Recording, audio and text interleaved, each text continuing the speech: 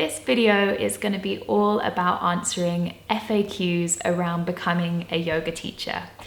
So I asked you to send in any questions, and I've also been keeping note over the last couple of months because I get asked about this a lot and lots of you have the same kind of questions. So this is going to be part one. There were so many questions that I had to split it into 2 videos, and this first one is going to be all about choosing a teacher training, becoming a qualified yoga teacher, and kind of the decisions around that. And then part 2 will be what happens next after you have come back from your teacher training or completed your teacher training.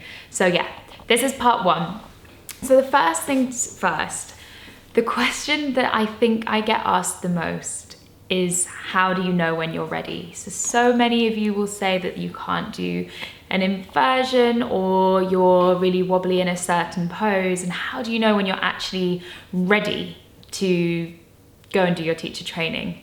And I really believe that there is no one correct answer for this. We are all so different. Our experience and our connection with our yoga practice can vary so much from one person to the next. So there might be somebody that has been practicing for a year, but has had a really consistent practice and feels like they're ready, whereas somebody else might take years and years of practice before they feel ready. If there is a time in your life that it feels right, then I'd say go for it. I think no matter what happens, no matter what course you choose, and no matter when you choose to do it, you will get something really valuable out of the experience. That doesn't mean that everybody should just up and leave and go right now and do your training. There's a lot of I guess work and research to be done around choosing a course, and that is what I would come into next. So different courses have different requirements. So some will say that you have to have been practicing yoga for 3 years, or others will say that you need to have a meditation practice, or some will just look at applications on a case-by-case basis.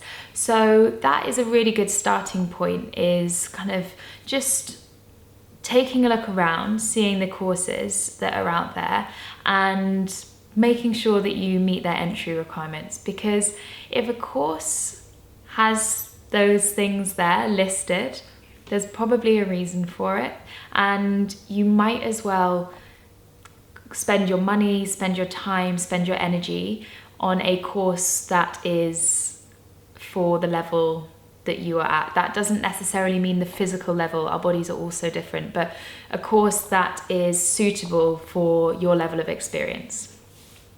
So the next thing is, how do you choose a course? Because if you type in yoga teacher training onto Google, there are so many results. So I kind of narrowed it down to a few things.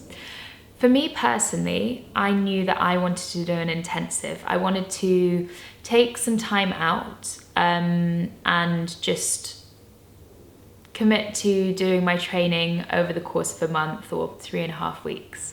But there are so many different formats and ways that you can go about it. So you could do it over the course of a year or even 2 years. You can do a semi-intensive where you go away for a week or 10 days and then you do some learning back at home. There are so many different formats, and I think it's really important to work out which one is going to work best for you. We all have different backgrounds, we all have different responsibilities, and also different budgets. So for a lot of people, it's not an option to just pack up and leave and go away for a month. You might have a job that you want to stay employed in, you might have children, you might have other reasons that are swaying your decision. But that's a really, really good place to start, because that narrows out a few of the courses from the beginning. So the next thing is, does it matter whether you have practiced with the school or with the teacher before? I went and did my first training with teachers that I had never met. I did it at a school. We didn't even know the name of our teachers before we arrived. And for me, that didn't matter at all. The one thing that I think would make a difference to me is that if I was going to a teacher training run by just one teacher, I would probably want to have practiced with them before. And that actually is another point. So the style of yoga that you're training in is definitely worth considering before you arrive. I had practiced a lot of vinyasa, so I knew that I wanted to do a vinyasa flow teacher training, and I decided to do a course that was Ashtanga and vinyasa flow. I had no experience in Ashtanga, and I found that part really, really challenging. It was fine and I loved it, and it was a really interesting dynamic to have that as part of my course. But had I turned up to do something completely different, I might have hated it. So if you are going to do a teacher training, I would really recommend you choosing a style that you are familiar with. And then from there you can search for a school. From there you can narrow down whether or not they are running in the same time schedule that works for you. And then you can also think about budget. So are more expensive courses better? Perhaps. But you don't have to spend thousands and thousands and thousands of pounds to get a good teacher training. Especially with your foundation, I think it's really important to go with a school that you just feel you have a connection with. Even if it just comes down to having read the website and really felt like it was worded in a way that connects with you, that makes a difference. Different courses are priced differently for so many different reasons, and it's not always a direct reflection of the standard of teaching that you're going to receive. Always read all of the information that you can about the course and use your initiative about whether the money is going to the accommodation. If that's important to you, then that's worth spending the money on.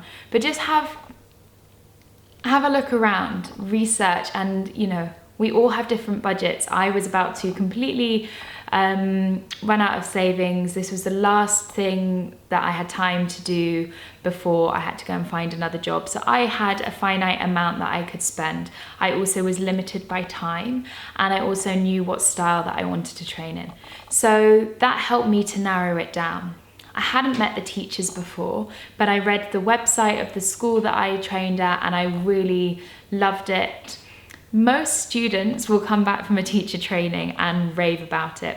So while it's really useful to connect with alumni and get other people's opinions,